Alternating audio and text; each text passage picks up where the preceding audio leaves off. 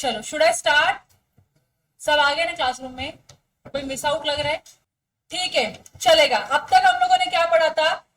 बेलर्स duty to disclose the fault in goods bailed. Bailor की duty है, अगर जो भी गुड्स वो बेल आउट कर रहा है उसमें कोई भी फॉल्ट है तो वो बताए बेली को फॉल्ट के बारे में। ठीक है, अगर नहीं बताया तो bailor will be held responsible to pay the damages to the bailee. यहां तक क्लियर था आप लोगों को? अब सेकेंड ड्यूटी क्या है बेलर की? तो ड्यूटी टू पे नेसेसरी एक्सपेंसेस। आई थिंक हम लोगों ने ये पढ़ लिया था क्या? नहीं पढ़ा? ओके। सेक्शन 158 बोलता है अगर बेलर बेली को कोई गुड्स दे रहा है तो जो भी रिलेटेड एक्सपेंसेस होगा गुड्स डिलीवर करने तक बेली को, वो कौन बेयर करेगा? बेलर बेयर करेगा। ठीक है, देखो in case of gratuitous bailment, what is gratuitous bailment? Free वाला bailment. Condition where by the condition of the bailment the goods are to be kept or to be carried or to have work done upon them by the bailee for the bailor and the bailee is to receive no remuneration। मतलब यहाँ पे क्या बोल रहा है कि ये बेली की ड्यूटी है कुछ काम करने की, जो भी खर्चे है वो बेयर करने की, कॉस्ट इनकर करने की। और ये जो बेलमेंट है वो कौन सा वाला बेलमेंट है? फ्री वाला बेलमेंट है। तो बेलर को क्या करना पड़ेगा? Shall repay the bailee the necessary expenses incurred by him. मतलब बेली ने गुड्स के रिलेशन में जो खर्चे किए हैं छोटे मोटे रिलेटेड, वो खर्चों का रीइंबर्समेंट कौन करेगा? बेलर करेगा। किसको करेगा? बेली को करेगा। यहां तक ठीक है? और अगर कोई एक्स्ट्रा ऑर्डिनरी खर्चा भी किया है ना बेली ने, तो वो भी कौन रीइंबर्स करेगा? बेलर रीइंबर्स करेगा। यहां तक क्लियर है? देखो बेलमेंट की कंडीशन में से मेरे पास बेलर ने खर्चा करके गुड्स तो दे दिया बेली को, अब बेली को गुड्स रिटर्न भी करना है। अब बेली गुड्स जब रिटर्न करेगा तो उसको भी तो कुछ ना कुछ चार्जेस पे करने पड़ेंगे। काम किया है गुड्स के ऊपर, तो गुड्स के ऊपर जो काम किया है मतलब कुछ इंप्रूवमेंट किया है, जो फ्री वाला इंप्रूवमेंट है, फिर फ्री सर्विस है, तो और उसने उस काम को करने के लिए अगर कुछ खर्चा इनकर किया है तो it is the duty of bailor to compensate और to reimburse the bailee all the expenses incurred by the bailey in connection of the bailment। यहां तो समझ में आ गया? तो सिंपली अगर लैंग्वेज में बोलूं तो बेली ने क्या किया है? एक्सपेंस किया है, तो बेलर को क्या करना पड़ेगा?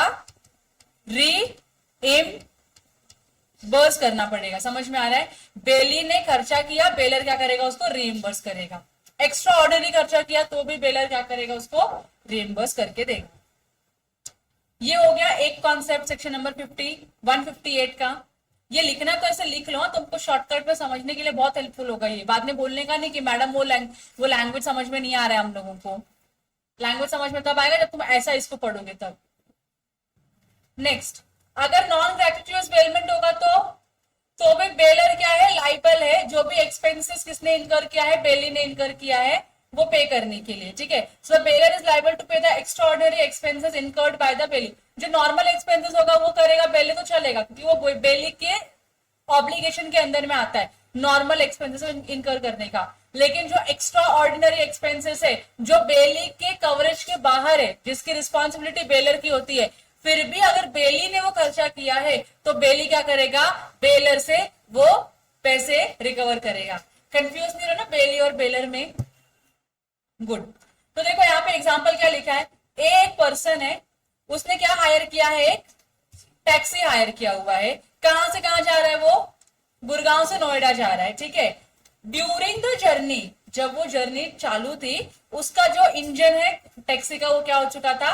खराब हो चुका था। अब जब टैक्सी का इंजन खराब हो गया और इस पर्सन को नोएडा तक जाना है तो उसने क्या कर दिया? इंजन को रिपेयर करवा दिया। अब इंजन को रिपेयर करने में उसको 5000 रुपए का क्या आया? खर्चा आया। किसको खर्चा आया?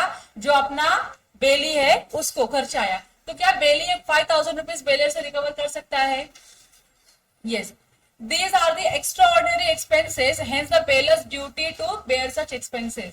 लेकिन रास्ते में आपको पेट्रोल भरना पड़ा, टोल भरना पड़ा, तो वो बेलर का रिस्पॉन्सिबिलिटी नहीं, क्योंकि आप टैक्सी यूज कर रहे हो, आपको पता है पेट्रोल का खर्चा आपको भरना है, तो यू हैव टू पे इट ऑफ। आप नहीं बोल सकते कि टोल का पैसा मैं क्यों दूं, टोल का पैसा उससे ले, नहीं, तुम यूज कर रहे हो ना, कि तुम्हारी रिस्पॉन्सिबिलिटी में है तो तुमको ये करना पड़ेगा। समझ गया? बाकी कुछ नहीं। फिर उसके बाद थर्ड पॉइंट क्या है? है, सेक्शन 159 बोलता है duty to indemnify the bailee for premature termination.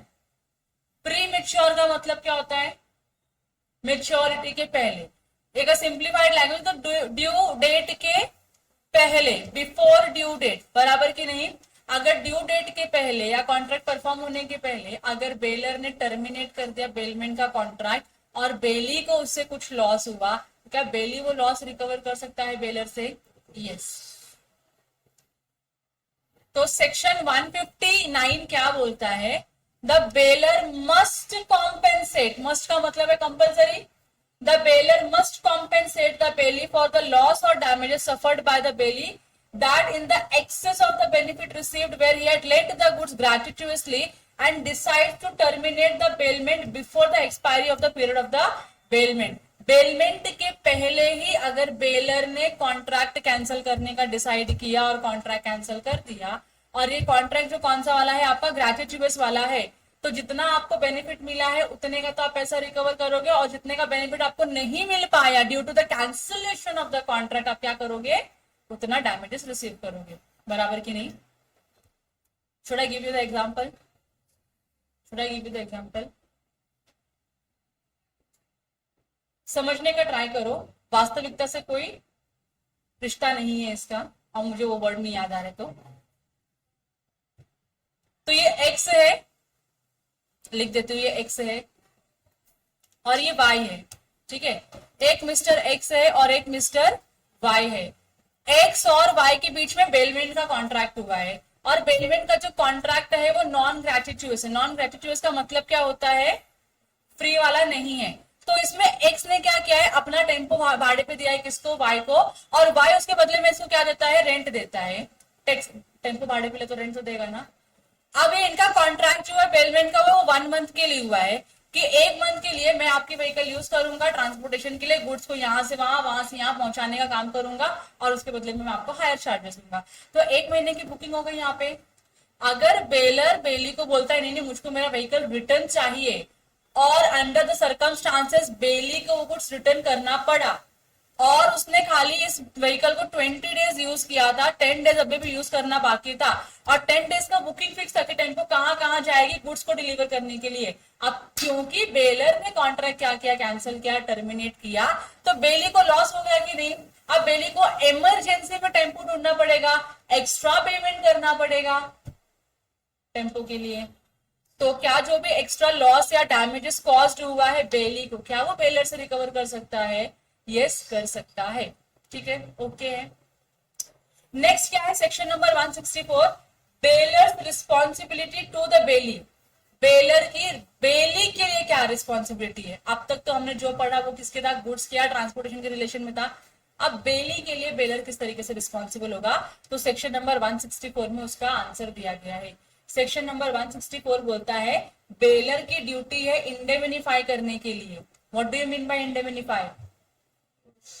To make the loss good. जो भी आपकी वजह से लॉस हुआ है बेली को, वो आपको कॉम्पॉफ करके देना पड़ेगा, इंडेमनिफाई करके देना पड़ेगा बेली को। तो अगर कोई भी लॉस हुआ है बेली को, सो indemnify for losses which the bailey may sustain by the reason that the bailor was not entitled to make the bailment। मतलब जो बेलमेंट का कॉन्ट्रैक्ट हुआ वो गलत हुआ। बेलमेंट का कॉन्ट्रैक्ट आपने कर लिया, लेकिन कॉन्ट्रैक्ट में एंटर करने के बाद आपको रियलाइज हुआ कि बेलर जो है, बेलर, ये जो अपना बेलर है, ये झोलर है, he was not entitled to make a contract of bailment, लेकिन फिर भी उसने कॉन्ट्रैक्ट किया, आगे जाके कॉन्ट्रैक्ट उसको परफॉर्म नहीं करना पड़ा, जिसकी वजह से बेली को लॉस हो गया। तो क्या बेलर से कॉम्पॉफ करवा के लेगा? और क्या है? To receive back the goods, मतलब बेलर के पास राइट नहीं था उस गुड्स को रिटर्न रिसीव करने का, लेकिन फिर भी बेलर वो गुड्स रिटर्न लेता है, गुड्स का फिर भी बेलर वो गुड्स रिटर्न लेता है, जिसकी वजह से बेली को लॉस हो रहा है। या तो to give the direction, bailor के पास राइट नहीं था बेली को डायरेक्शन देने का कि ये काम तू कर, फिर भी बेलर ने वो किया। तो इस सिचुएशन में जो भी लॉस सस्टेन हुआ होगा बेली को, that all the losses has to be कॉम्पॉफ और indemnified by the bailor to the bailee. Generally कब होता है? डिफेक्टिव टाइटल में होता है। मैंने क्या बोला? बेलर वो होगा जिसके पास ओनरशिप होगी गुड्स की। मुझे बताओ ना, मेरा फोन भी रखे हैं, मानो ये मेरा फोन है, मैं बोलती हूँ फोन मेरा है, तुझको यूज करना है 1 महीने के लिए, तू लेके जा, 1 महीना यूज करिए गुड्स और 1 महीने के बाद मुझको रिटर्न कर देना। एक्चुअल में ये गुड्स किसी और का था, मेरे पास कैसे आया ये गुड्स? मैंने चुराया था।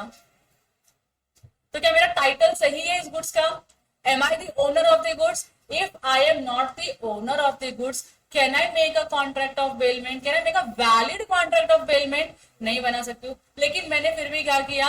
मैंने बोला बेली को, बेली ये गुड्स मेरा है, 1 महीने के लिए तो इसको यूज कर सकता है। और बेली ने इस कॉन्फिडेंस में कि गुड्स मेरा है, उसने वो गुड्स को यूज किया। और जब ये गुड्स मेरा, बेलर का नहीं है, तो क्या बेलर इस गुड्स को रिटर्न लेने का राइट रखता है? नहीं रखता है। क्या बेलर डायरेक्शन दे सकता है बेली को कि इस गुड्स को इस तरीके से यूज कर या डिस्पोज ऑफ कर? नहीं दे सकता। बेलर का टाइटल सही है क्या? नहीं है। बेलर का टाइटल क्या है? डिफेक्टिव है। बेलर ओनर है क्या? नहीं है। तो बेलर के पास बेलमेंट के राइट्स आएंगे क्या? नहीं आएंगे ना। फिर भी आपने वो सब किया। और बड़ी बात तो ये है, बेली ने इस गुड्स को यूज करने के लिए आपको पैसे भी दिए थे, कि आप 1 महीने के लिए अपना फोन दे रहे थे ना यूज करने के लिए। बेली ने क्या दिया था? आपको पैसे भी दिया था। अब जब बेली के हाथ में ये फोन दिखा तो जिसका फोन था उसको बोला ये मेरा फोन है, तेरे पास कैसे आया? बराबर की नहीं? बोलेगा कि नहीं। और उसने फोन छीन लिया बेली से, ये फोन मेरा है, खो गया था, मिल नहीं रहा था, तेरे पास कैसे आया बता।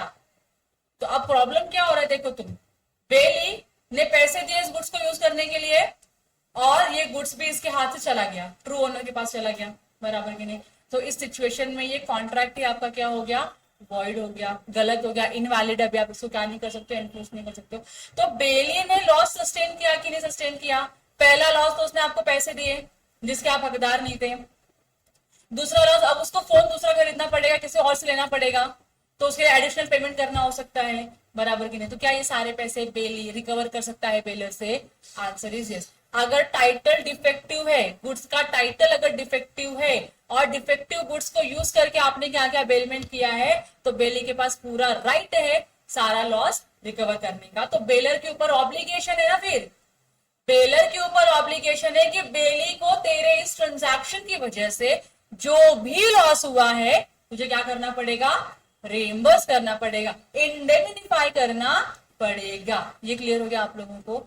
और सेकंड क्या बोला है देखो, it is the duty of the bailor to receive back the goods. बराबर की नहीं? बेलर की ड्यूटी है। अगर बेली बोल रहे पर्पस अकम्प्लिश हो गया है, मैं जरा गुड्स रिटर्न ले, अब तुम रिटर्न लेने के तैयार ही नहीं हो। बराबर की नहीं? तो आपका ऑब्लिगेशन क्या है? बेली से गुड्स रिटर्न में लेना। लेकिन उसमें भी तो कंडीशन होनी चाहिए कि नहीं?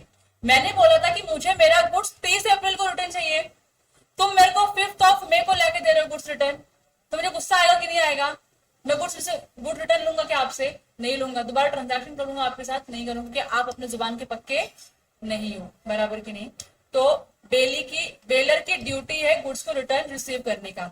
When the bailee returns them after the time of bailment has expired और the purpose of the bailment has been accomplish, time खत्म हो गया या फिर जो पर्पस था वो अचीव हो गया, तो अब बेली क्या करेगा? गुड्स बेलर को देगा। तो बेलर की रिस्पॉन्सिबिलिटी है गुड्स को एक्सेप्ट करने की, बेलर की ड्यूटी है उस गुड्स को रिटर्न लेने की। If the bailor refuses to take the delivery of the goods when it is offered at a proper time, the bailee can claim the compensation for all necessary expenses incurred for the safe custody of the goods. मतलब जो time था, जो purpose था, मैं उसी time और उसी purpose के हिसाब से मैंने आपको गुड्स रिटर्न किया, लेकिन फिर भी बेलर एक्सेप्ट नहीं कर रहा है, तो उस गुड्स को मैंने अपने पास सेफ कस्टडी में रखा है कुछ दिनों और के लिए। अब जब तक मैं सेफ कस्टडी में रखूंगी और मैंने उसके ऊपर कुछ खर्चा किया होगा, तो वो सारा का सारा जो भी खर्चा है आप क्या कर सकते हो? रिकवर कर सकते हो बेलर से। क्लियर है? यहाँ पे एग्जाम्पल दिया है, एक पर्सन है, उसने क्या किया? अपनी कार डिलीवर किए 5 दिन के लिए किसके पास? एस के पास। बताओ एक्स कौन और एस कौन? एक्स क्या है? बेलर है, he is the owner of the goods, और इसने क्या किया? अपनी गुड्स एस को दिया है सेफ कस्टडी के लिए, तो एस कौन हो गया?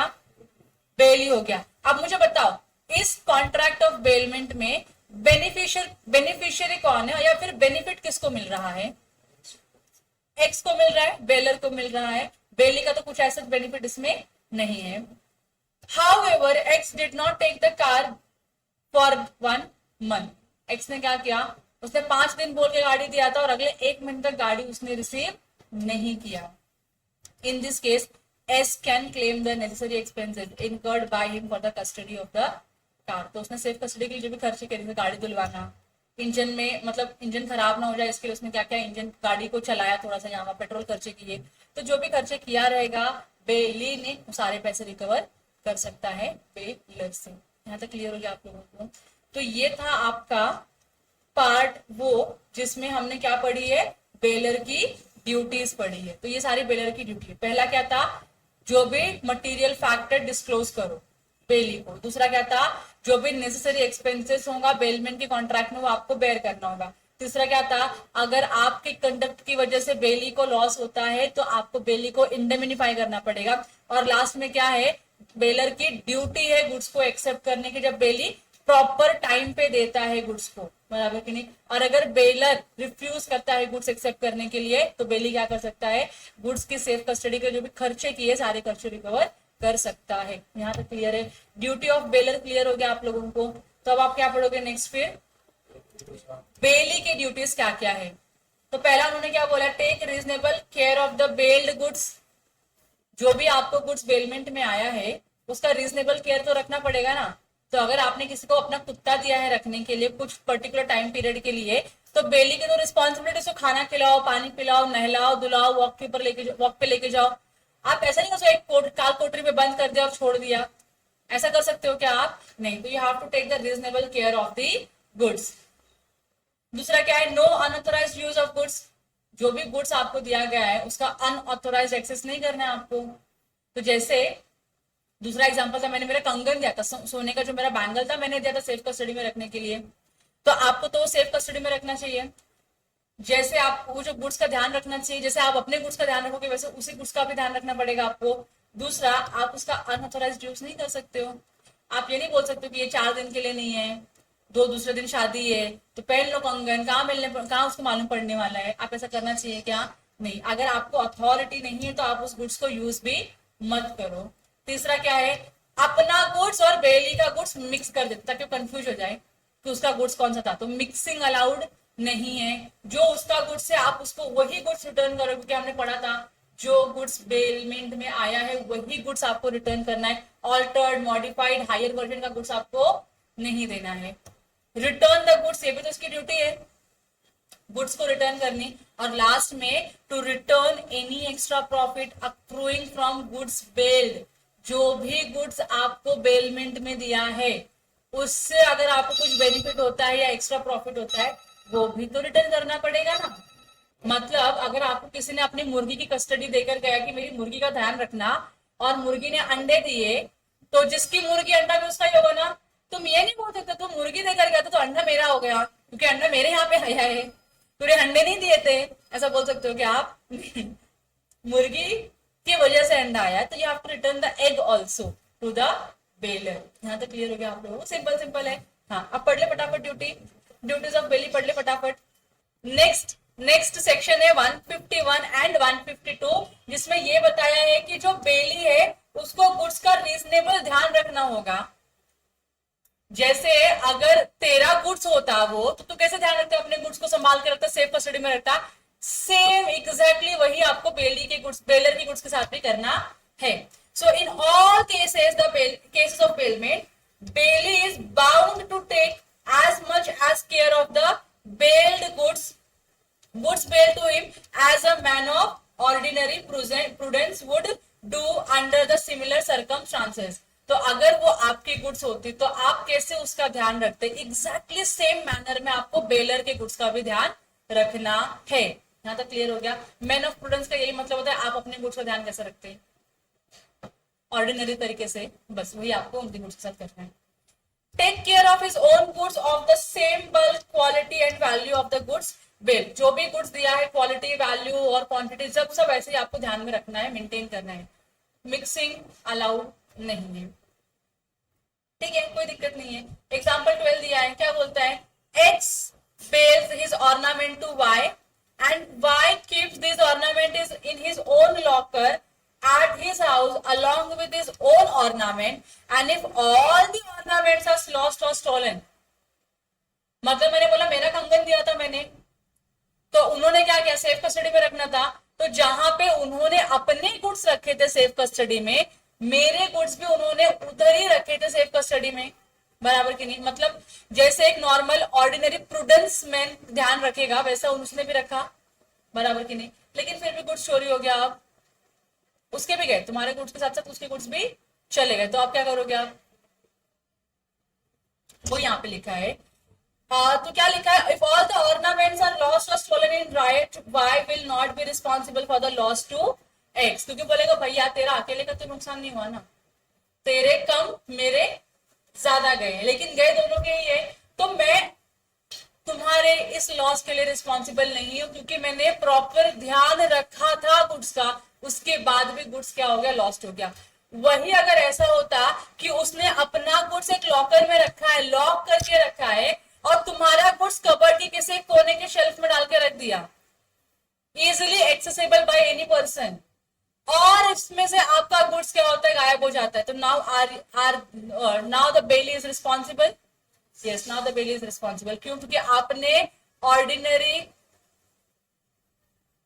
मैन ऑफ प्रूडेंस वाला जो केयर रखना था, आपने वो केयर नहीं रखा, आपने अपने गुड्स का ध्यान रखा, मेरे गुड्स को लावारिस की तरह छोड़ा, जिसकी वजह से मुझको लॉस हुआ। Now you have to give me the compensation. ठीक है, अब यहाँ पे क्या लिखा है, if on the other hand X specifically instruct Y to keep them in a bank, but Y keeps them at his residence, then Y would be responsible for the loss caused to X. Simple है ना, उसने instruction दिया था कि कहाँ रखना है goods को, बैंक के लॉकर में, तुमने कहाँ रखा, अपने घर में रखा। अब तुम्हारी गलती है ना, किसी गलती है यहाँ पे, बेली की गलती, बेलर की गलती नहीं, बेली की गलती है, तो बेली की गलती होने की वजह से बेली को वो लॉस क्या करना पड़ेगा, कॉम्पेंसेट करके देना पड़ेगा बेलर को। क्लियर हो गया। स्पेसिफिक इंस्ट्रक्शन दिया, फॉलो नहीं हुआ, लॉस हुआ, तो bailee will be held responsible. Specific instruction दिया, फॉलो किया, मैन ऑफ ऑर्डिनरी प्रूडेंस की तरह फॉलो किया, फिर भी लॉस हुआ, तो कौन रिस्पॉन्सिबल, नो वन रिस्पॉन्सिबल। कैसे आप बेली को रिस्पॉन्सिबल बोल सकते हो कि देख तुमको लाके देना ही पड़ेगा, अरे उसका भी गुड्स गया है ना, तेरे गुड्स के साथ उसका भी गुड्स गया है, तो you can not held him responsible for the loss of your goods. अगर उसने ऑर्डिनरी इंसान की तरह अपना आपके गुड्स का क्या किया है, टेक केयर किया है। क्लियर हो गया। नेक्स्ट एग्जांपल क्या है, ए डिपॉजिटेड हिज गुड्स इन बीज वेयरहाउस।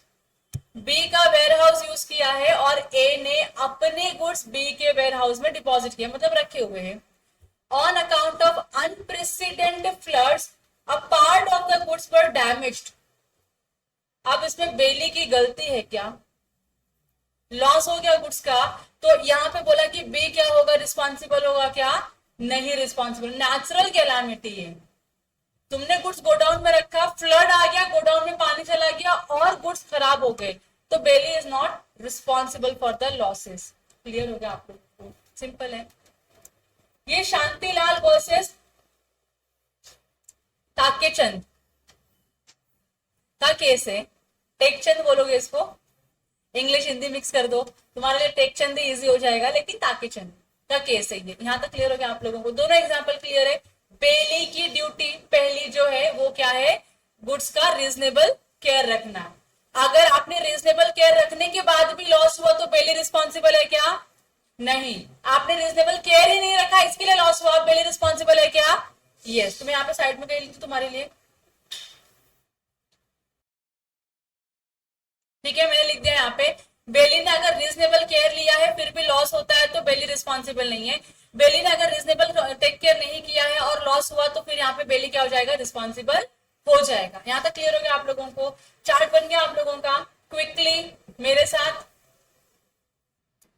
चलो, आप देखो यहाँ पे एक्सेप्शन दिया हुआ है, एक्सेप्शन पढ़ो, exception, bailee when not liable for the loss of thing bail. मतलब हम क्या बोल रहे हैं, अगर बेली को जो भी हमने गुड्स दिया था और उसमें लॉस हुआ तो एक्सेप्शनल सिचुएशन में बेली रिस्पॉन्सिबल नहीं है। क्या है वो exceptional situation, in the contract the belly in the absence of any special contract he is not responsible for the loss, destruction or deterioration thing bail. He has taken reasonable care as required under section 151. तो reasonable care लिया है, loss हुआ तो responsible नहीं। तो हमने जो यहाँ पे पढ़ा ये वाला पार्ट क्या है अपना एक्सेप्शनल वाला पार्ट है। अगर आपने रिजनेबल टेक केयर किया है फिर भी लॉस हो गया तो बेली रिस्पॉन्सिबल नहीं है। सिंपल। क्लियर हो गया आपको? All clear till now? Second duty bailee की क्या है? Not to make inconsistent use of goods. आप इनकंसिस्टेंट गलत तरीके से उस गुड्स को यूज ना करो। 153 एंड 154 में लिखा हुआ है। तो 154 क्या बोलता है? If bailee makes any use of the goods bailed which is not according to the terms and condition of the bailment. Bailment में जो टर्म्स एंड कंडीशंस है उस गुड्स को यूज करने का, आप उसके अकॉर्डिंग में अगर यूज नहीं करते हो गुड्स तो क्या आप रिस्पॉन्सिबल हो लॉस के लिए? So he is liable to compensate the bailor for any loss और destruction of the goods. Clear हो गया? सिंपल है, सिंपल ना? एग्जाम्पल, ए ने अपना घोड़ा दिया बी को, बोला खाली इसको क्या करेगा तू? राइड करेगा। सिर्फ राइडिंग के लिए यूज करना है। स्पेशल इंस्ट्रक्शन दिया है कि नहीं दिया है? तो बी ने क्या करना चाहिए था? हॉर्स को सिर्फ और सिर्फ राइडिंग के लिए यूज करना चाहिए था। B allows C a member of his family to ride the horse. अब उसने क्या किया? किसी थर्ड पर्सन को इन्वॉल्व किया, बोला चल तू भी घोड़ा चला ले, साथ में जाते अपन। C rides with the care, but the horse accidentally falls and is injured. मतलब C ने जब घोड़ा चलाया तो he took all the reasonable care. Accident होने की वजह से क्या हो गया? क्या हो गया? हॉर्स इंजर्ड हो गया। अब मुझे बताओ, ये हॉर्स जो इंजर्ड हुआ इसकी जो डैमेजेस हुए हैं बेलर को कौन बेयर करेगा? बेली करेगा कि नहीं करेगा? करना ही पड़ेगा। क्यों? क्योंकि आपने इनकंसिस्टेंट यूज किया है। आपको बोला था आप राइड करो, आपने क्या किया? आपने लोगों को बांटना चालू किया घोड़ों को, और आप सबसे राइड करवा रहे हो। तो इस सिचुएशन में आपने क्या किया? इनएप्रोप्रिएट यूज किया है गुड्स का। तो now you are responsible for the loss occasion to the bailor. And B is liable to make the compensation to A for the injury done to the horse. Simple है, clear हो गया? Next example क्या बोलता है? A hires a horse in Kolkata from B expressly to march to Varanasi. March का मतलब यहाँ पे समझा ना आप लोगों को? हाँ, तो उसने क्या किया है? एक्सप्रेसली खाली मार्चिंग के लिए क्या किया? उसने घोड़ा हायर पे लिया है। वो भी कहां तक मार्च करना है आपको? सिर्फ और सिर्फ वाराणसी, मतलब कैलकाटा टू वाराणसी जा रहे हो आप, इतना ही है और कुछ नहीं है। A rides with the due care but march to Cuttack instead. कहां से कहां तक का था डेस्टिनेशन? कैलकाटा से वाराणसी। ये कहां चला गया? कैलकाटा से कटक चला गया, और छत्तीसगढ़ या फिर अपना उड़ीसा में किधर तक प्लेस है ये, यहां पहुंच गया। बताओ, आपने जिस पर्पस के लिए लिया था गुड्स को, उस पर्पस के लिए यूज किया आपने इस गुड्स को? नहीं हुआ। And horse accidentally falls and is injured. अभी हॉर्स क्या हो गया? गिर गया और इंजरी हो गई उसको। अब बताओ, क्या आप रिस्पॉन्सिबल हो? बेली रिस्पॉन्सिबल है? Yes. A is liable to make the compensation to B for the injury to the horse, क्योंकि जो पर्पस आपको बोला था उस पर्पस से आप डेविएट हो रहे हो और आप कुछ और पर्पस सॉल्व कर रहे हो। उस गुड्स को यूज करके आप कोई और दूसरा पर्पस सेटिस्फाई कर रहे हो, जो ओरिजिनल पर्पस था आप उस पर काम नहीं कर रहे हो। तो इस सिचुएशन में कोई भी लॉस होता है, इंजरी होती है गुड्स को, और लॉस होता है किसको? अपने बेलर को। तो उस सिचुएशन में bailee is responsible to make the loss good. Clear हो गया? ये पक्का है? थर्ड, 153 क्या बोलता है? A contract of bailment is voidable. Voidable हो सकता है क्या? Yes. At the option of the bailor if the bailee does not use the goods according to the terms and conditions of the bailment. तो इसका मतलब क्या होता है? कॉन्ट्रैक्ट वॉइडेबल हो गया तो बेलर जाएगा बेली के पास, उसको 2 लाफे लगाएगा, घोड़ा अपना रिटर्न लेकर आएगा, बोलेगा कॉन्ट्रैक्ट नहीं करूंगा तेरे को, मैं आगे से घोड़ा कभी सप्लाई नहीं करूंगा, और इस घोड़े की इंजरी हुई है रिकवर करके दे तेरे को। बराबर कि नहीं? कॉन्ट्रैक्ट कैंसिल कर दिया उसने। अब यहाँ पे क्या लिखा है? वही सेम सिचुएशन को वो लोगों ने रखा हुआ है और उन्होंने बोला कि कॉन्ट्रैक्ट क्या है? वॉइडेबल है। लेकिन किसके ऑप्शन पे वॉइडेबल है? बेलर के ऑप्शन पे वॉइडेबल है। क्यों वॉइडेबल कर रहे हैं? यहाँ पे कॉन्ट्रैक्ट वैलिड है, कॉन्ट्रैक्ट वैलिड था, लेकिन आपने जो पर्पस के लिए गुड्स को लिया था उस पर्पस को आप फुलफिल नहीं कर रहे हो। उस पर्पस को छोड़ के आप कोई दूसरा ही पर्पस अकम्प्लिश करने का ट्राई कर रहे हो, या जो टर्म्स एंड कंडीशंस दिए हैं कॉन्ट्रैक्ट ऑफ बेलमेंट में आप उसको फॉलो नहीं कर रहे हो, तो डेफिनेटली जो अग्रीव्ड पार्टी है उसके पास पूरा राइट आता है कॉन्ट्रैक्ट को कैंसिल करने का। यहां तक क्लियर हो गया आप लोगों को? अगला क्या है, not to mix the goods, section 155, 156 and 157, 3 section बात कर रहे हैं गुड्स की मिक्सिंग को रोकने के लिए।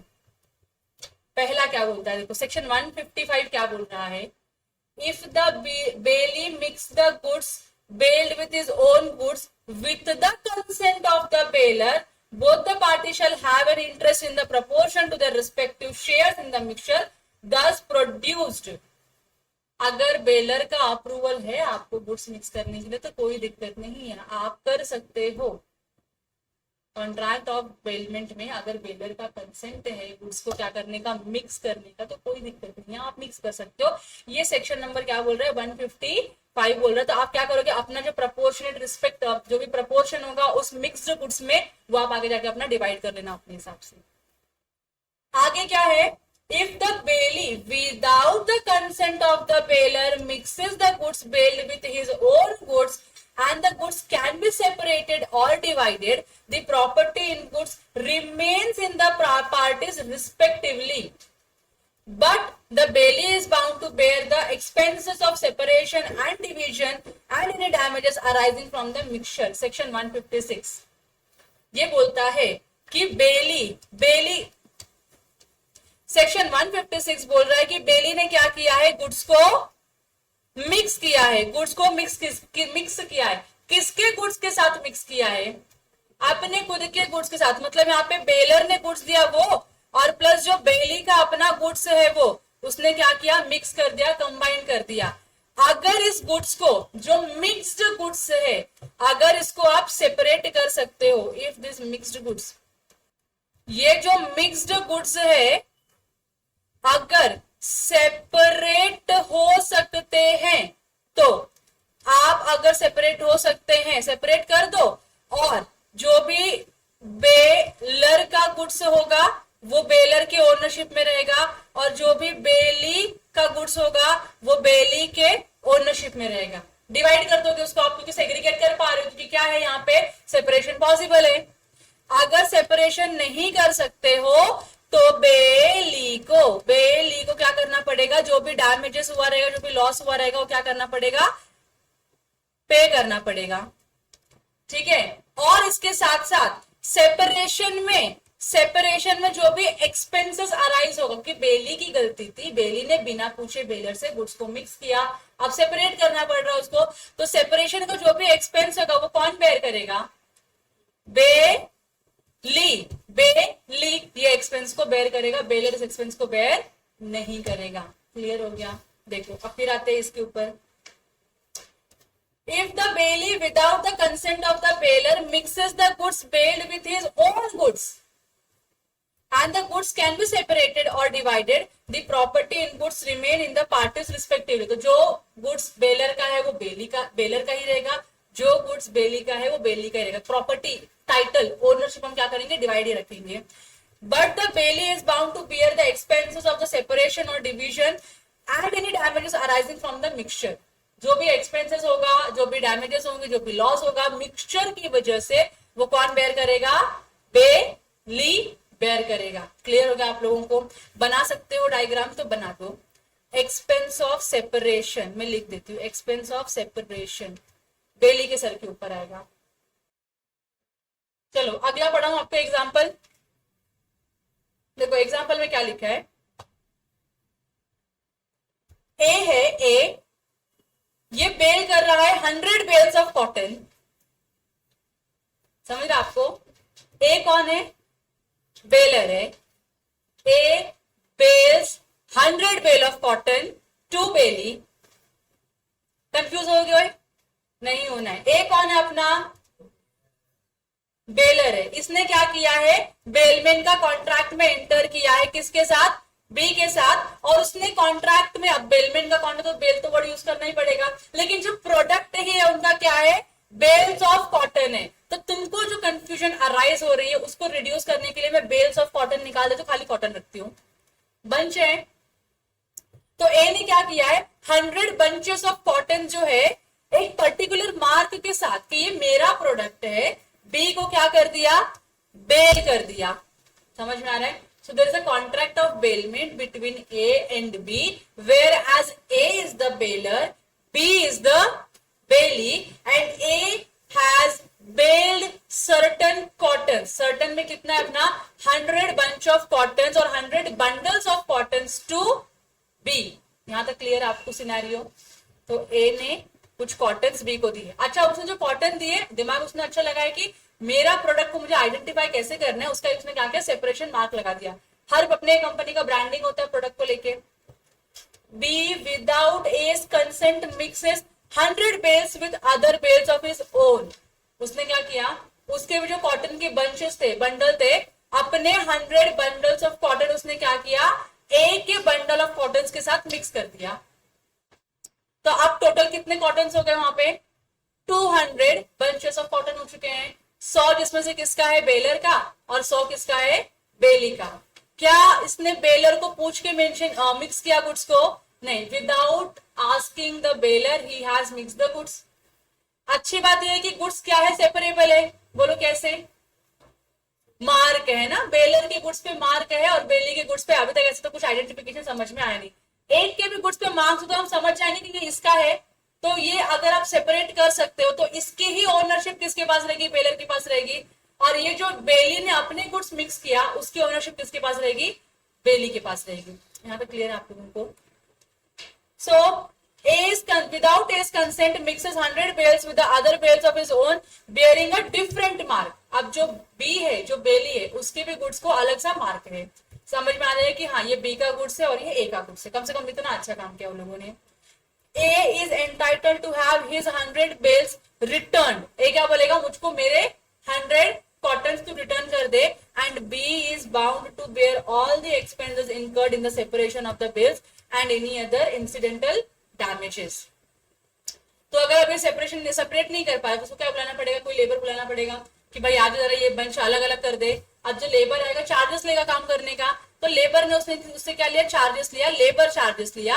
तो इस सिचुएशन में ये लेबर चार्जेस कौन पे करेगा, बेली पे करेगा. समझ में आ रहा है? बेलर की कोई रिस्पॉन्सिबिलिटी नहीं है. यहाँ तक क्लियर हो गया? थर्ड सेक्शन 157 क्या बोलता है, if the Bailey without the consent of the bailor mixes the goods with the bailor of his own goods in such a manner that it is impossible to separate. Possible है separation तो कोई दिक्कत ही नहीं है.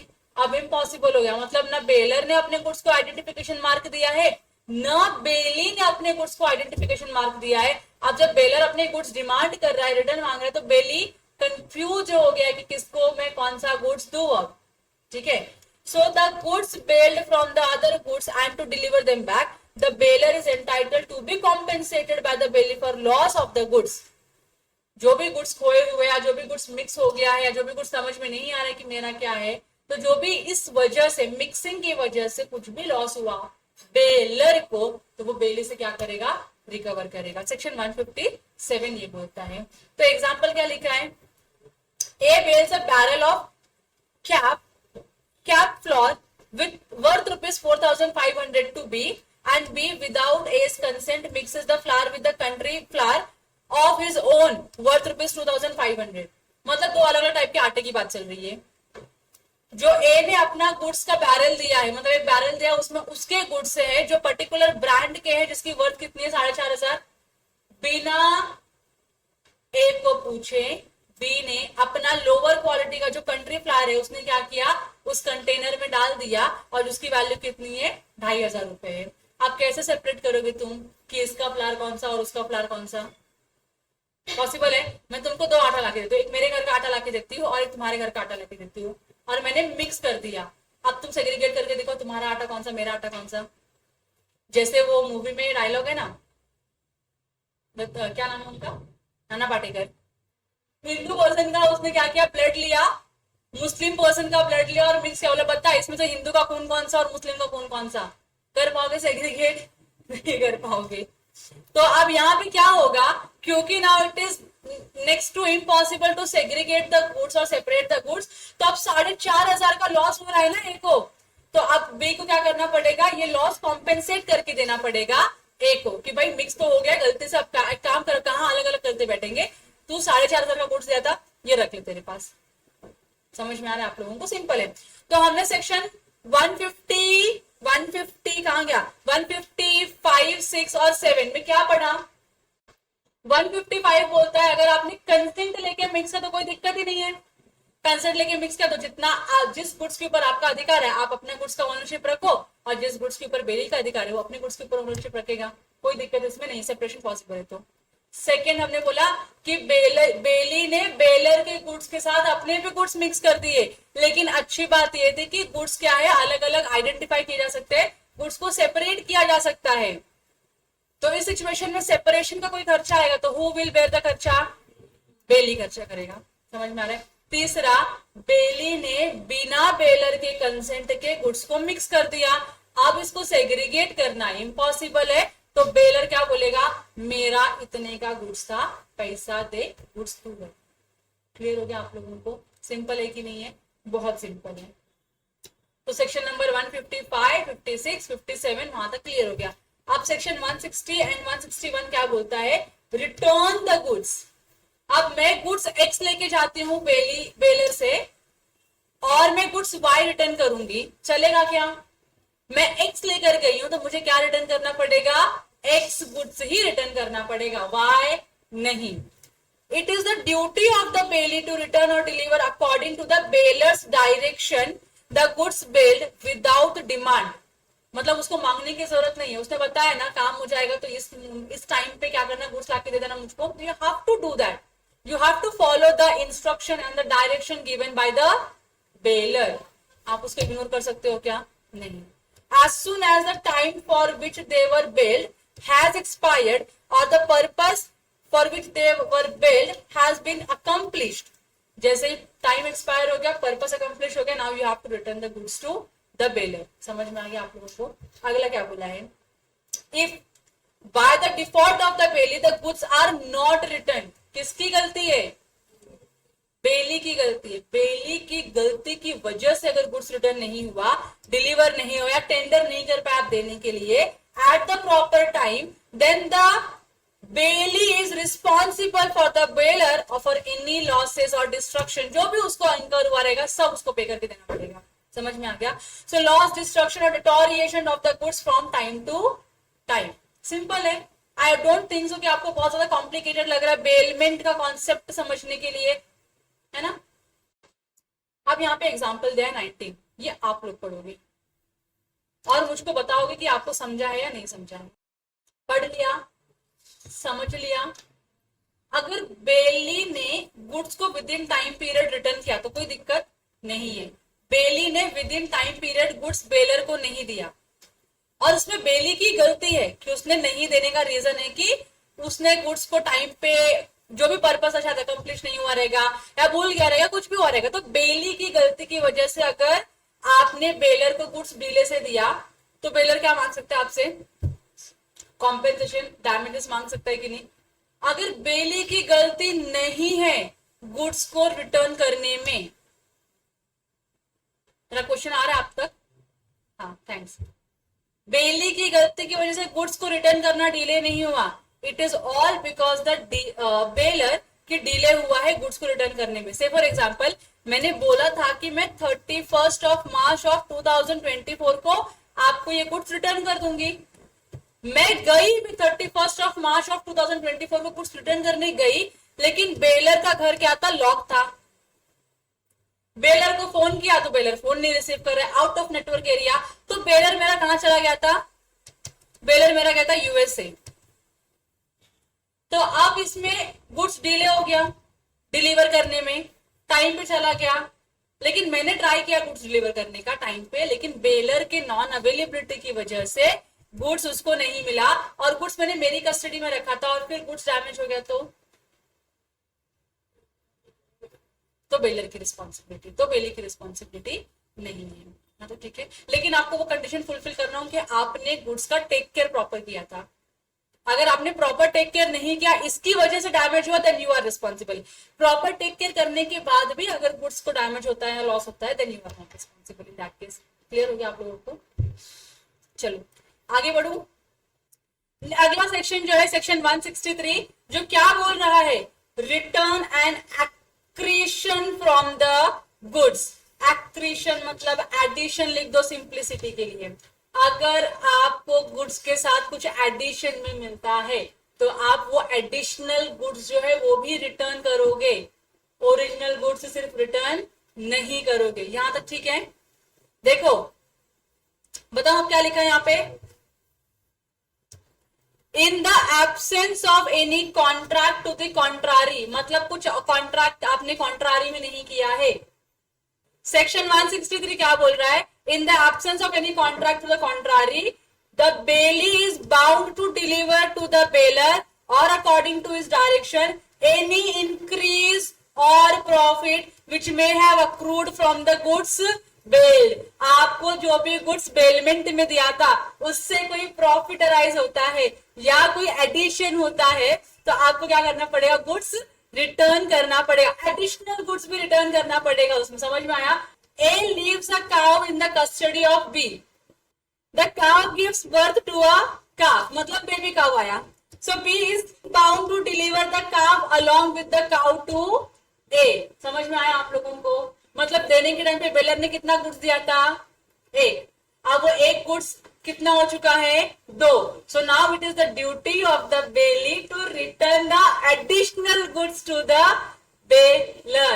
यहां तक ठीक है? ओके ना? Next next next, not to set up adverse title. आप एडवर्स टाइटल मतलब जो गुड्स की ओनरशिप आपके पास नहीं है, आप ये मत बोलो कि वो गुड्स की ओनरशिप मेरी है। So Bailey must not set up a title adverse to that of the bailor.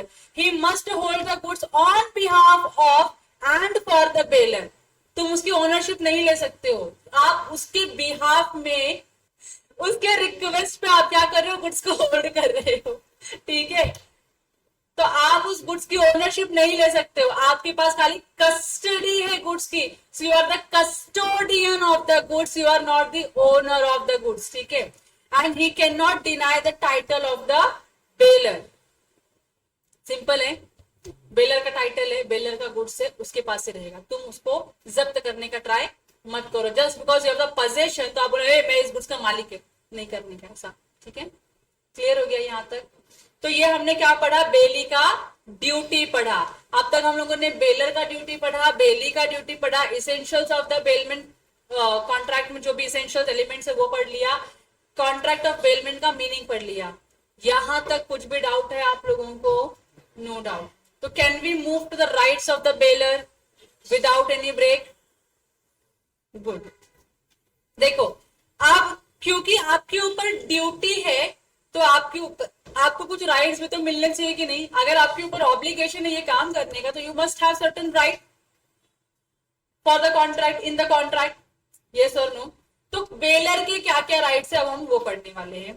तो ये 4-5 राइट्स दिए हैं बेलर के। Right number 1, right to terminate the bailment, cancel कर सकता है। टर्मिनेट करना मतलब क्या होता है? तो बेलमेंट कैंसिल कर सकता है कि नहीं कर सकता? क्यों करेगा बेलमेंट कैंसिल? बेली ने कुछ ना कुछ कांड किया रहेगा, इसकी वजह से टर्मिनेट कर रहे हैं वो। दूसरा, right to demand back the goods at any time. he can demand, he can reserve the right to demand the goods कि भाई मुझे जब जरूरत पड़ेगी I'll take back the goods from you, तो ये भी इसका राइट है। तीसरा, right to file a suit against any wrong doer, जिसने भी रॉन्ग किया है। It can be bailor, it can be bailee, लेकिन हम बेलर का राइट पढ़ रहे तो यहाँ पे क्या मानेंगे हम? बेली। अगर बेली रॉन्ग डूअर है तो उसके अगेंस्ट तो सूट भी फाइल करने का राइट होना चाहिए बेलर के पास। कि तुम मेरे गुड्स का कस्टडी ले लियो, अब तुम बोलते गुड्स तुमको रिटर्न नहीं दूंगा, तो बोलते उसका मालिक मैं बन गया, तो गलत है ना ये? तो बेलर के पास राइट होना चाहिए उसके ऊपर केस करने का। Fourth right, right to file a suit for enforcement of duties imposed upon a bailee, मतलब आपके ऊपर जो ड्यूटी है, जो भी आपने ड्यूटीज ऑफ बेली पढ़ी, आपको ड्यूटी फुलफिल करनी पड़ेगी कि नहीं? आप फुलफिल ही नहीं कर रहे हो, you are not ready to return the goods to the baler.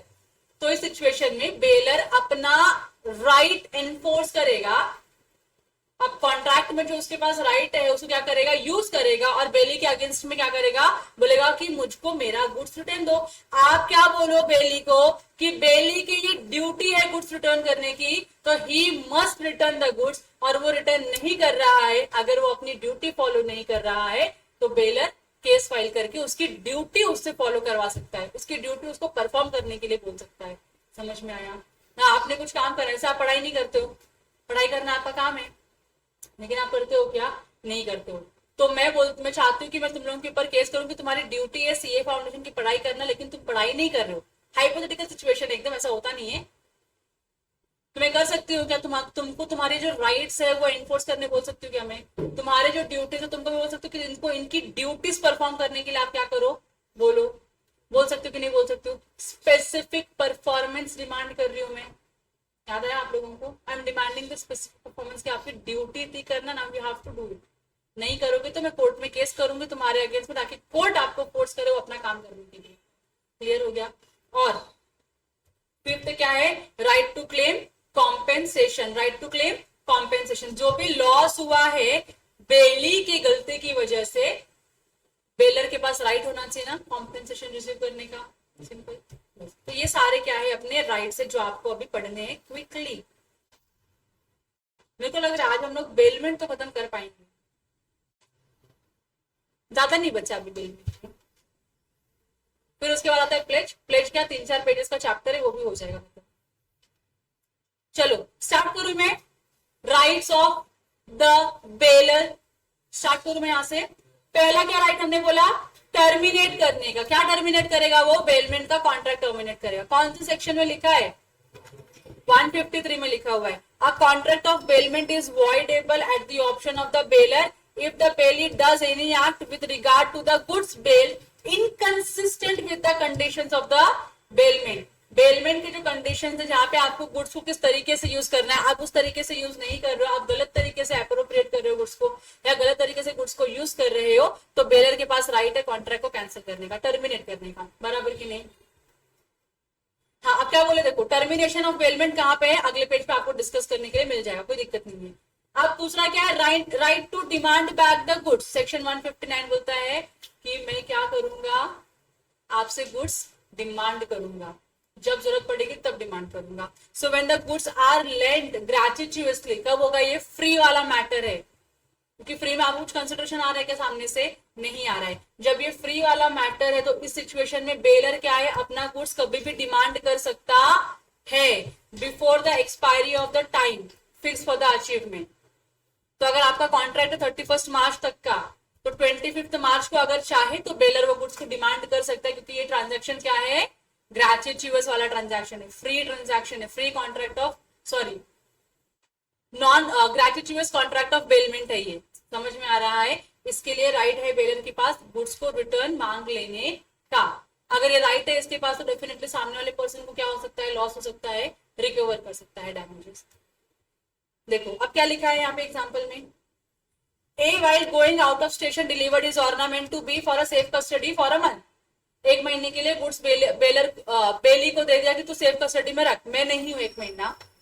But B return to the station after a week. एक ही महीने में आगे रिटर्न, तो महीने भर का बोलकर गई थी लेकिन 1 हफ्ते में रिटर्न आ गई है, तो क्या अपना गुड्स रिटर्न मांग सकती है कि नहीं मांग सकती? So he may demand the return of his ornament even though the time of 1 month has not yet expired. बराबर कि नहीं? सिंपल है ना? Next. However, due to the premature return of the goods, if the bailey suffers any loss, which is more than the benefit actually obtained by him from the use of the goods bail, the bailor has to compensate the bailey. मतलब अगर आपने pre mature termination किया है contract का, ऊपर हमने पढ़ा था, और बेली जो है, बेली को इस कॉन्ट्रैक्ट से जो प्रॉफिट अराइज हो रहा है, फॉर एग्जांपल प्रॉफिट हो रहा है, वो कम है as compare to the loss, क्योंकि आपने प्री मेच्योर टर्मिनेशन किया तो प्रॉफिट उसको कम हुआ, लॉस उसको ज्यादा हुआ है। तो जो भी एक्सेस लॉस है, जो भी क्या है एक्सेस लॉस है, वो क्लेम कर सकता है। किससे क्लेम कर सकता है? बेलर से क्लेम कर सकता है। ठीक है, हमने डिस्कस कर लिया था, प्रोवाइजर दिया हुआ है हाउ करके, सिंपल है।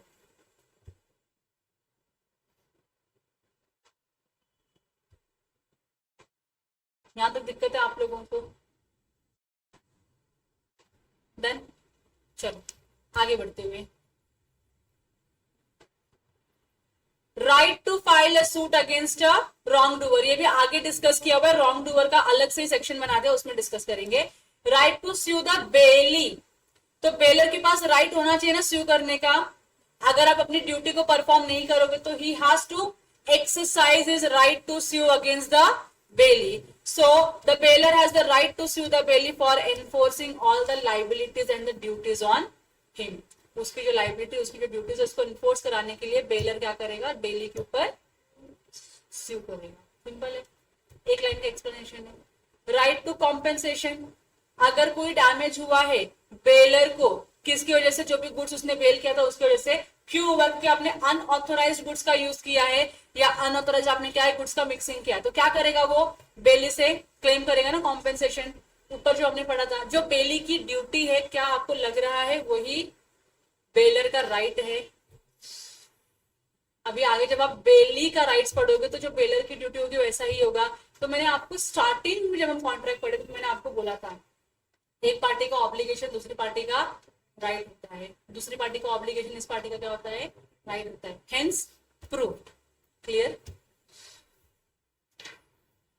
अब देखो राइट्स ऑफ बेली लिखा हुआ है, तो बेली के क्या है, अलग अलग राइट्स है। तो पहला क्या बोला, right to deliver the goods to any one of the joint bailors. अगर जॉइंट बेलर होगा, जॉइंट बेलर मतलब एक से ज्यादा लोगों के पास उस गुड्स का ओनरशिप है, कस्टडी एक के पास थी, इसके लिए एक ने क्या किया, आपको गुड्स को यूज करने के लिए दिया। अब जब आप सिंगल बेली हो तो आप गुड्स के दो टुकड़े करके दो बेलर को दोगे क्या? नहीं, किसी एक बेलर को दोगे तो भी चलेगा। सिंपल है। सेक्शन 165 है, if the several joint owners bail the goods, bailey has a right to deliver them to any one of the joint owners unless there was a contract to the contrary. तो अगर x plus y is a owner of a phone, एक goods है जिसके क्या है x और y owner है, और इन्होंने ये z को क्या किया है, गुड्स यूज करने के लिए दिया है, बराबर की नहीं? अगर इनके बीच में कोई कॉन्ट्रैक्ट नहीं है तो ये जो z है फोन का पर्पस इसका अकम्प्लिश होने के बाद क्या करेगा, चाहे एक्स को चाहे वाई को गुड्स दे सकता है कि नहीं, बराबर कि नहीं? लेकिन अगर कॉन्ट्रैक्ट हुआ है कि नहीं, जेड जो फोन रिटर्न देगा तो वो एक्स को ही देगा। तो now x is the baler जिसको गुड्स जेड से मिलेगा। समझ में आ रहा है? तो जेड की रिस्पॉन्सिबिलिटी है वो गुड्स किसको देने का, एक्स को देने का, वाई को नहीं, क्योंकि वहां पे कॉन्ट्रारी में कॉन्ट्रैक्ट बन चुका है। नहीं होता तो किसको भी दो, क्या फर्क पड़ रहा है? बेलर तक गुड जाना चाहिए था, चला गया, कोई दिक्कत नहीं है। क्लियर हो गया? ये पढ़ लो फटाक से एग्जांपल 22, प्लीज पढ़ लो फटाक से। कोई प्रोडक्ट हार्वेस्ट करने के लिए बोला था, हार्वेस्ट करने का किसी को भी डिलीवर कर दो, कोई दिक्कत नहीं है। अब नेक्स्ट है right to indemnity. Right to indemnity मतलब बेलर की गलती की जैसे बेली को लॉस हो, क्योंकि हम बेली का राइट पढ़ रहे हैं, बेली को लॉस हो तो क्या वो अपने आप को इंडेमिनिफाई करवा सकता है बेलर से? यस। सेक्शन 166 बोलता है bailee is entitled to be indemnified by the bailor. Bailee के पास राइट है बेलर से इंडेमिनिफाइड होने का। तो यहाँ पे हमारा इंडेमिनिफाई होल्डर या इंडेमिनिफाई या फिर इंडेमिनिटी होल्डर कौन है? बेली है। और इंडेमिनिफायर कौन है? बेलर है। So the bailee is entitled to be indemnified by the bailor for any loss arising to him by the reason of the bailor was not entitled to make the bailment, receive back the goods or the direction। मतलब in simple word यहाँ पे ये जो first paragraph में बात चल रही है किसकी बात चल रही है?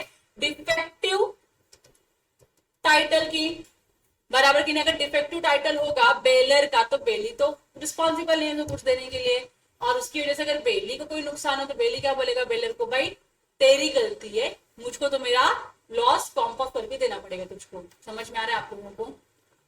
उसके आगे क्या लिखा है? Bailee can also claim all the necessary expenses incurred by him for the purpose of gratuitous bailment. Gratuitous bailment और उसने कुछ इनकर किए एक्सपेंसेस, तो उस सिचुएशन में he can take back from the bailor. तो जो भी एसोसिएटेड खर्चे है आप उसको भी रिकवर कर सकते हो along with the damages. Simple है, पढ़ा हुआ था, इससे मैंने ज्यादा आपको डिटेल में रीड भी नहीं करवाया। Right to claim compensation in case of faulty goods. Goods अगर फॉल्ट था जिसकी वजह से बेली को नुकसान हुआ तो कॉम्पेंसेशन तो मिलेगा ना आपको। So a bailee is entitled to receive compensation for any loss cost to him due to the failure of the bailor to disclose any fault in the goods to him. तो याद है आपको duty थी baler की सारे क्या disclose करने के, फॉल्ट्स और फैक्ट्स डिस्क्लोज करने के, नहीं किया ना लॉस हुआ ना बेली को, तो ये राइट है बेली का आपसे सारे लॉसेस को रिकवर करने का। समझ में आ गया आप लोगों को? If the bailment for hire, अभी देखो हायर वाला भी हो सकता है, ग्रेटिट्यूज बेलमेंट भी हो सकता है, नॉन ग्रेटिट्यूज भी बेलमेंट हो सकता था। ग्रेटिट्यूज बेलमेंट था, फॉल्ट था और बेलर ने नहीं बताया, तो क्या बेली के पास राइट है पैसे लेने के लिए, कॉम्पेंसेशन क्लेम करने के लिए? समझे आपको मैंने क्या पूछा? ग्रेटिट्यूज बेलमेंट, यहां से बेली से कुछ पैसे शायद नहीं आ रहे, बेलर से कोई पैसे नहीं जा रहे, बेनिफिट किसी एक पार्टी को ही मिल रहा है या किसी भी पार्टी को बेनिफिट नहीं मिल रहा है या दोनों पार्टी को बेनिफिट मिल रहा है। तो इस सिनेरियो में क्या होता है, अगर ग्रेटिट्यूज बेलमेंट है, फ्री वाला बेलमेंट है और आपकी गुड्स में डिफेक्ट है और आपको पता है, तो ये आपको बताना ड्यूटी है। आपने नहीं बताया गुड्स का डिफेक्ट, तो क्या बेली कॉम्पेंसेशन ले सकता है इंजरी के लिए? आपने अगर गुड्स हायर पे दिया, मतलब ग्रेटिट्यूज हुआ कि नॉन ग्रेटिट्यूज हुआ? नॉन ग्रेटिट्यूज हुआ, भाड़े पे दे रहे हो आप, उसके बदले में आप पैसे ले रहे हो, गुड्स दे रहे हो और पैसे ले रहे हो ना, फॉर पर्टिकुलर पीरियड के लिए, यूज के लिए। समझ में आ रहा है? और इसमें गुड्स में डिफेक्ट था या गुड्स में डिफेक्ट नहीं था, ये आपको पता नहीं था, और सामने जब बेली ने उस गुड्स को यूज किया और उसको इंजरी हुई या लॉस हुआ, तो क्या वो क्लेम कर सकता है आपसे पैसे? कर सकता है। मैंने क्या बोला था आपको, इट इज इमटेरियल कि बेलर को डिफेक्ट के बारे में पता है या पता नहीं है। समझ में आ रहा है? तो आपने अगर नॉन ग्रेटिट्यूअस कॉन्ट्रैक्ट ऑफ बेलमेंट में एंटर किया है, उस सिचुएशन में आपने डिफॉल्ट नहीं बताया क्योंकि आपको पता नहीं था या आपने जानबूझ के नहीं बताया, तो इस सिचुएशन में, कोई भी सिचुएशन होने दो, बेली के पास राइट है बेलर से कॉम्पेंसेशन लेने का। समझा आप लोगों को? तो इस पूरे इसमें वही लिखा हुआ है। नेक्स्ट पढ़ू मैं आगे फिर। Right to claim necessary expenses, अगर बेली ने कुछ एक्सपेंसेस इनकर किया जो राइटफुल है, तो वो तो रिएम्बर्स नहीं करेगा, उसका तो क्लेम नहीं लेगा। जैसे आप एक प्लेस से दूसरे प्लेस पे जा रहे हो, टोल चार्जेस लगे तो वो आपको बेयर करना पड़ेगा। आप रास्ते में चाय पीते हो, ड्राइवर को चाय पिलाते तो वो आपको बेयर करना पड़ेगा। लेकिन इंजन खराब हो गई थी और इंजन का पैसा किसने दिया रिपेयर करने का? बेली ने दिया, तो ये क्या रिकवर कर सकता है? यस, एक्स्ट्रा ऑर्डिनरी खर्चे आप रिकवर कर सकते हो। So in case of gratuitous bailment, the bailor shall repay the belly necessary expenses incurred by him and any extraordinary expenses incurred by him for the purpose of the bailment। समझा? तो ये मैं आपको फटाक से क्यों पढ़ा दे रही हूँ, क्योंकि हमने ऑलरेडी ड्यूटीज ऑफ बेलर में इसको कवर कर लिया है, खाली लैंग्वेज को मॉडिफाई किया। Now it has been written in the from the perspective of the bailee, not from the perspective of bailor. समझा? फिर उसके बाद क्या है, right to apply to court to decide the title to the goods. अगर bailee ने goods लिया और बेली को समझा कि ये गुड्स इस बेलर को बिलोंग नहीं करता है, तो क्या वो कोर्ट में जाके कोर्ट को बोल सकते कि आप बताइए इस गुड्स का ओनर कौन है? कर सकता है कि नहीं? Yes, तो सेक्शन 167 बोल रहा है, if the goods bailed are claimed by the person other than the bailor, मतलब कोई थर्ड पर्सन आके बोलता है कि ये गुड्स का ओनर कौन है? मैं हूं।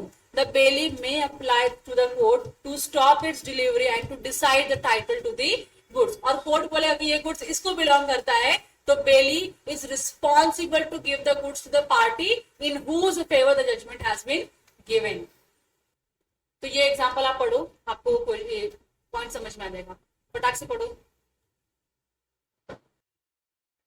क्लियर है? सिंपल है? समझ गया? एकदम इजी।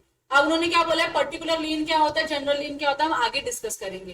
तो वो आगे आ गया इधर, अब और कहीं जाने की जरूरत नहीं है आपको, यही आपको सब डिस्कस करने के लिए मिलेगा। Before starting tell me, do you guys need a break? Take a break of 5 minutes।